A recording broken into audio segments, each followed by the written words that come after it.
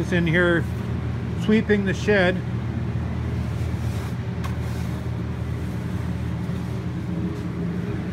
Here's my first starve out that I found so far in one of my 5s.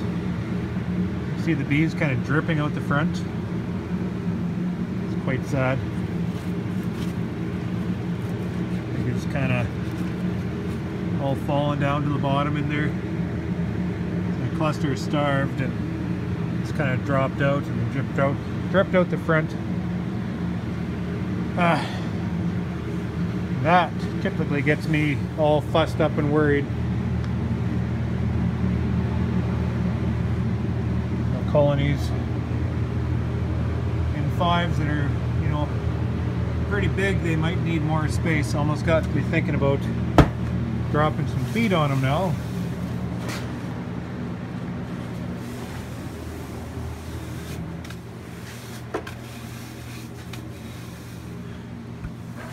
It's kind of dangerous sweeping. These nukes are pretty tight. I've had them stacked pretty tight just so I can get them all in here.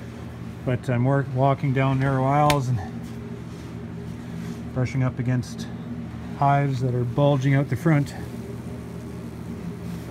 So I've got a few bees down my neck trying to get the shed swept here. A little bit awkward, but what can I do?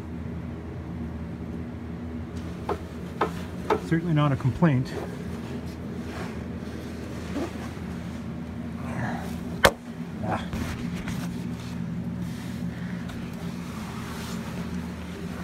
There. Now that has my nuke rows all nice and swept.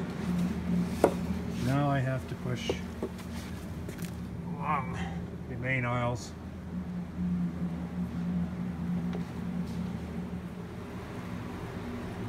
The bees dropped, like obviously the cluster's here, and they look like they've starved. I pull this colony apart, I'm going to find a colony that, probably a big colony, that is lacking food, starved, and they've just dropped off the frames, and look at them drip out the front. Man, I wish I didn't see that.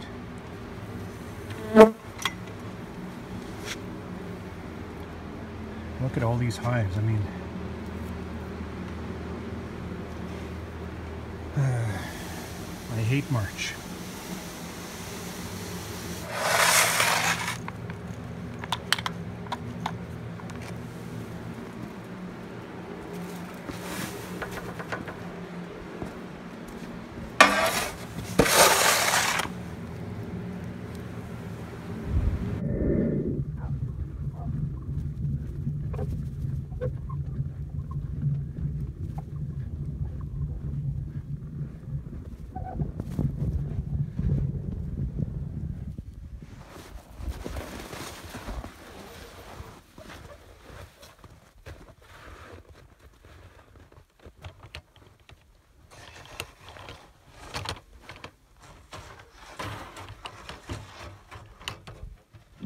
So that's 3 wheelbarrows of bees that I put out, which seems like quite a lot.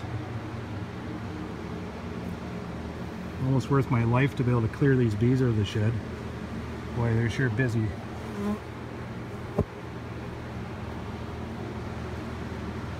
I've been getting asked a lot, and what am I looking for to be able to set my colonies outside? You know, what are the conditions that we should be targeting? And it's, you know, it's not an easy question to answer, but the conditions that I'm looking for to set my colonies outside is basically, it's got to be nice outside so the bees can actually fly, and nice that they can actually, you know, do something, so they're not just going to set them out in the cold. I have a lot of snow out there yet, so we got a ways to go before we can set them out. Also the shed temperature, like I'm looking at the shed temperature, and if I can maintain that 4 degrees, or even maintain it under 8 or 10 degrees. It's when the nighttime lows start to increase, and I can't, even with the daytime heating, I can't cool the shed back down through the night to be able to keep the bees in their box. Look at the colony here. These guys are digging into the corners.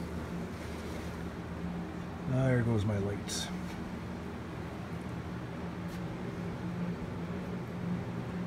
I'll carry this conversation on in my office if I can find my way out.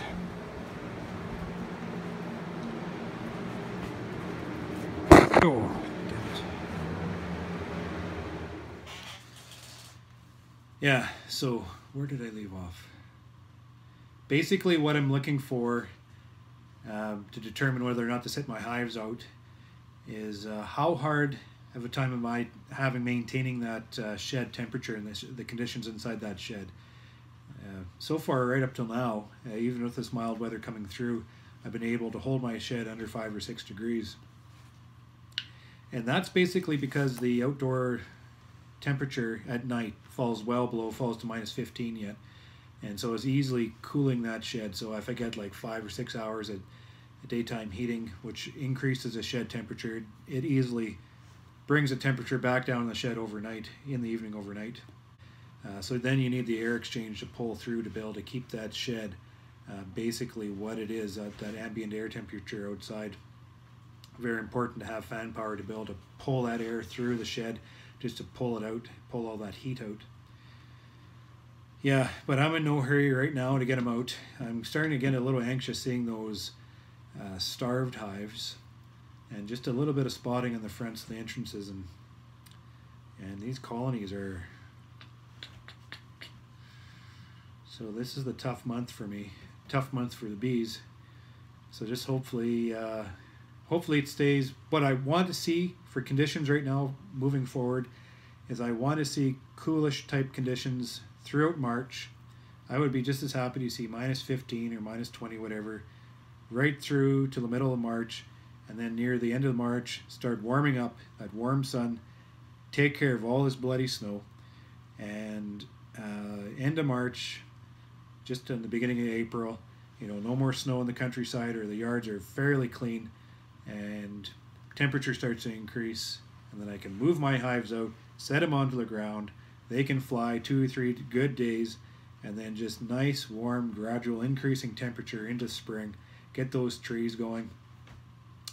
That's what I'm looking for. I'd like to get them out by the end of March anyways, beginning of April, just to be able to get some feed pails on these colonies, and because we had a pretty rough fall last year, and I did my best to feed them up, but maybe I didn't get enough feed in some of those colonies. You always lose a few to starvation. But anyways, one thing I wanted to say is, with all these questions I'm getting, like, I appreciate them, and I will answer every question that comes at me, but I just want to make sure everybody understands that, and this is what I say in my presentations too, like, I'm up here and I'm presenting, and hopefully that everybody sees through my videos here, my presentations, and when I'm talking, that they see that I'm basically just giving you a snapshot of beekeeping in the trenches here, just what's going on with me and what I'm doing, and just talking about the conditions around me and how I'm managing my hives to those conditions. So you're not going to be wintering bees indoors like this, but you're seeing what I'm doing. These hives have shut themselves down in the fall. I fed them right the hell up with sugar syrup. I put them in for 5 months. I'm pressing the boundaries here. I'm pressing these bees to their extreme limit, holding them inside in confinement for 5.5 months, and then I'm moving them outside, and I'm getting them going just to get, and I'm going to take that winter nest and flip it into spring. So you can see all my focused management around those conditions, and you can see what I'm doing. Doesn't necessarily mean that you'll be able to do what I'm doing, but just use it as perspective to help understand what's going on around you, and then use those conditions to be able to manage your bees.